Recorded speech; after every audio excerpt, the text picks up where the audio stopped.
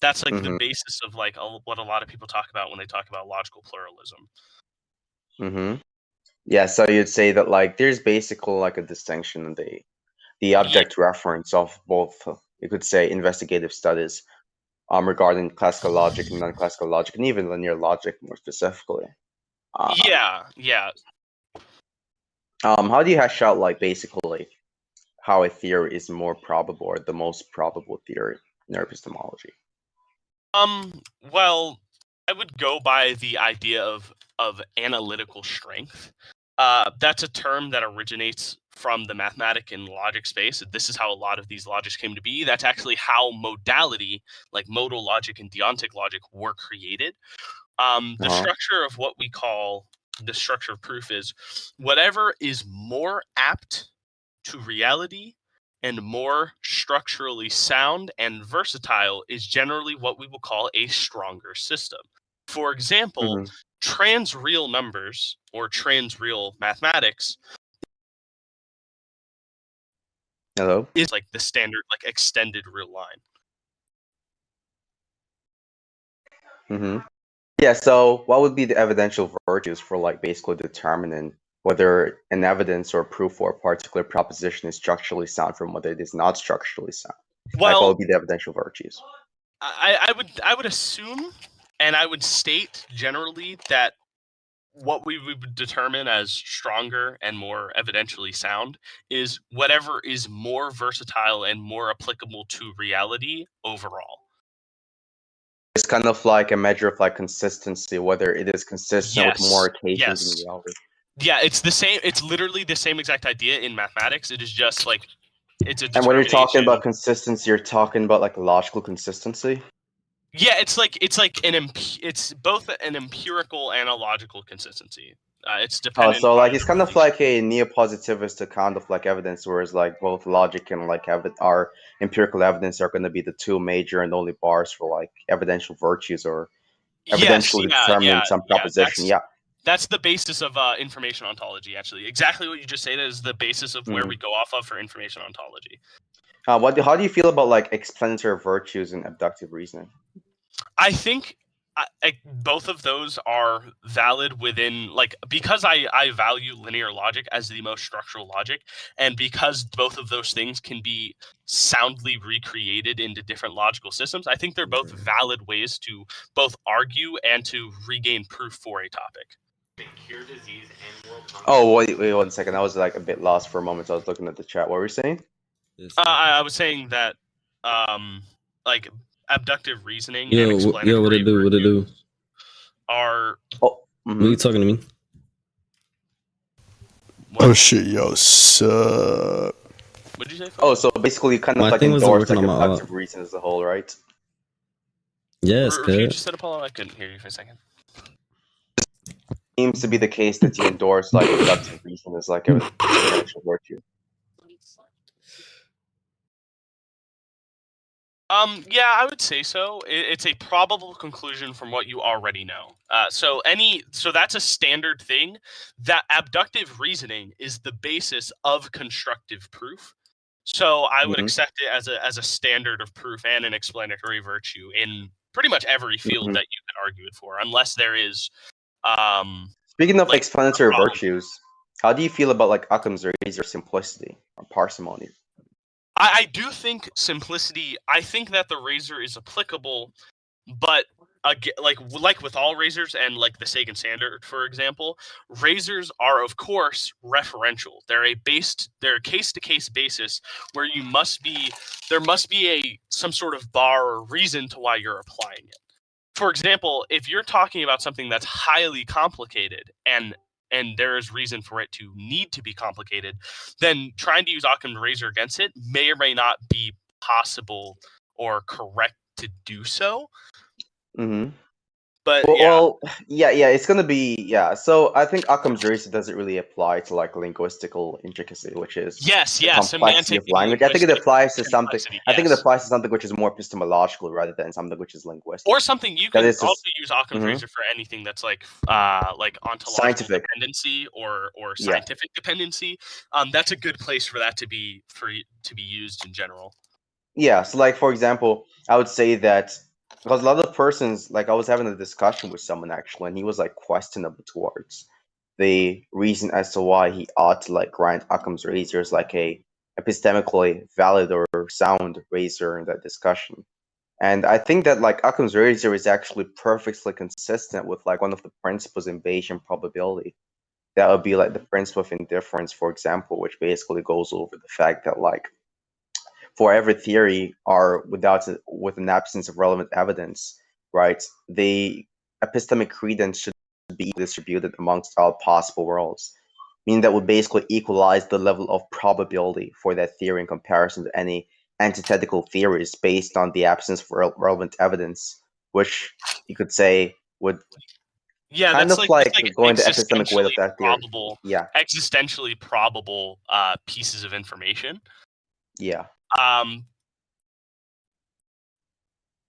Yeah, something like that. Yeah, but I don't really like the usage of the word existential because I usually get like an ontic reference in mind. yeah, But yeah. like when we're I think talking about this I think epistemic, the actual term that people use isn't existential, but it's actually just like relative probability.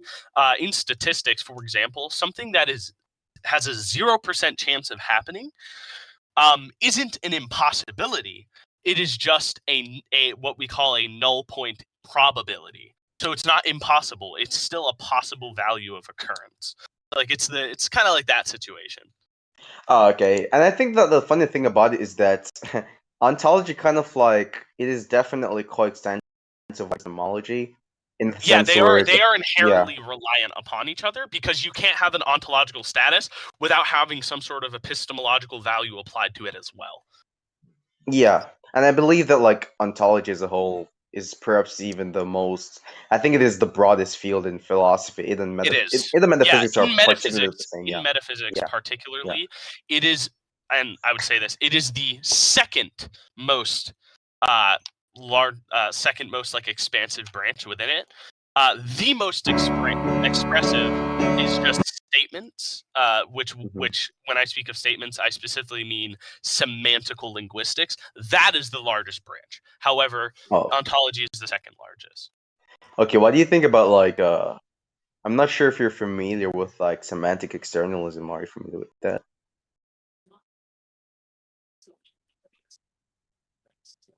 Hello? What did you say? I was asking if you're familiar with like semantic externalism. That's a really weird because I think semantics are kind of like relatively defined, like colloquially, and so that's kind of loose. But it's definitely I was talking definitely specifically about Hillary Putnam's semantic externalism argument. Can you elaborate a little bit? Because I may be like misremembering, or I just want to clarify what we're speaking of. Oh yeah, sure. It's kind of like an argument for like the external world, whereas Hillary Putnam uses like the fact that like, nobody cares. Yo, Hunter, you want to debate? By the fact that they're gonna be extramental. Yo, Hunter, you want to debate? Extramental things which helps like fixes the meaning of like. You being a minor doesn't change anything, nigga. Yo, Hunter, you want to debate? Yo, Hunter, you want to debate? Hunter, you want to debate? Hunter, you want to debate? Hunter, you want to debate? Do you want to debate? Let's hold their focus. Saying, are you retarded? Yo, Apollo, shut up, nigga. Don't tell him to shut up, nigga. Shut the fuck up. Boy, I'll beat the bricks out you, dumbass nigga. Shut the fuck up. What's wrong with you? Ugly ass nigga, man. Shitty ass up. What? Focus, you can't beat Bro, who has that shitty ass music on? Who is this nigga with peanut butter titties and that shitty ass mic, nigga? Yo, you want to debate? And then back to what I was saying. Yeah, saying I can't just say external. Bro, what is you? Yo, I'm gonna be talking over you the entire time. Yeah. Like the nigga, reason you can't talk over. The reason that I think I agree with specificity is very important here. I see fire. I see fire. I see fire. Fire. Fire. I see. At least nigger. About. I'm not sure whether to say it is a fire. Oh ass nigga mine. Anyways, nigga mine. I think it's a valid point to make about semantical reference. That's like the best way I can put it. Yeah, Focus. You can debate Hunter after. That's if Hunter's interested, but you don't run things around him. I don't debate people who I view as toxic, or if I just simply don't like them. You have to interest me as a person and to be someone that I feel like I could have a conversation with to debate you in the first place. Bro, you got a whole ass reputation for being a pedophile, bro. Like, what the fuck? Why do so many niggas know you for that shit? I don't. Nigga, you talking about rap pedophile, nigga? What the fuck? You're a weirdo. Like, I don't care. I'm a 20-year-old who owns a business and is living my life peacefully. I don't really care that much. What do you say? Living your life with that still doesn't change the fact that you're a weirdo. I'm living my life with my fiance, who's the same age as me. But okay. Anyways. You're a weirdo. Strange. Hunter, you're living your life peacefully with like with underage children. How does it feel? How does it feel? No, that shit crazy.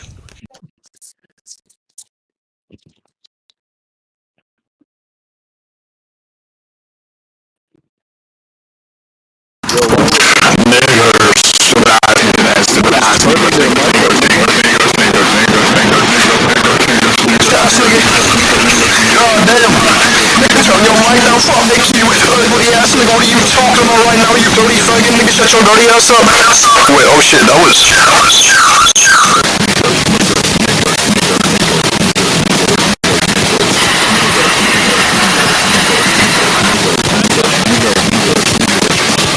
Opinion on, like, infinite variables, and I'm specifically talking about like how much you know about statistics and how it relates to modality.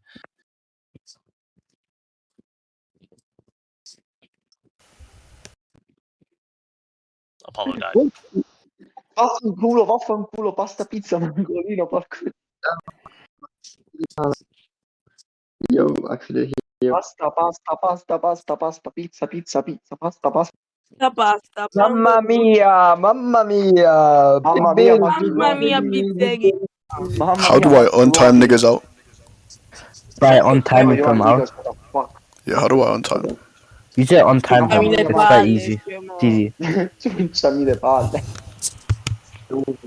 Proprio levami i peli proprio. Mamma mia, maccheroni, mamma mia, pizza, mamma mia, pizza. I don't know what's happening. So while this is happening, Dov'è I'm gonna Apollo? go get a burger. Dov'è Apollo che lo devo mangiare? Nigga, shut your pedophile ass up. Where is my son Apollo? Damn. Oh my god. Apollo, you're my son. Who is this nigga? You're my biggest and favorite son, Apollo. Yoki, bro. Like, nah, you don't remember me, bro. It's been like 1 year ago. Apollo, you are my favorite. Apollo, you are my favorite son. I love you. How do I untime out niggas? Give me a second. Come cazzo fa? MVC, si chiama AP. Mio figlio. Diglielo.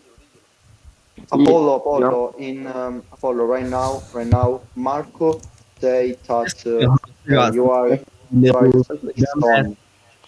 What's wrong with yo, Hunter, you want to debate? Who's speaking? Me? You won. Yeah, I don't know who you are. Who are you? That's me talking. You want to debate? Okay, but who is me? What's your fucking name? It's Glock 9. It don't matter what my name is, cut. You want to debate? No. Hey, destruction. Scary. Yo, what's up? This nigga scary as hell. What the fuck wrong with you, nigga? Why don't you want to debate me? Because I. You untimed it. Yeah. Cause you what? Because I don't care to. I'm on my day off. Cause you don't care to. Scary, nigga, man. Think about it, nigga, man. This nigga scared as hell. Wrong with your ass, nigga. Whoever the fuck that is. Oh, you got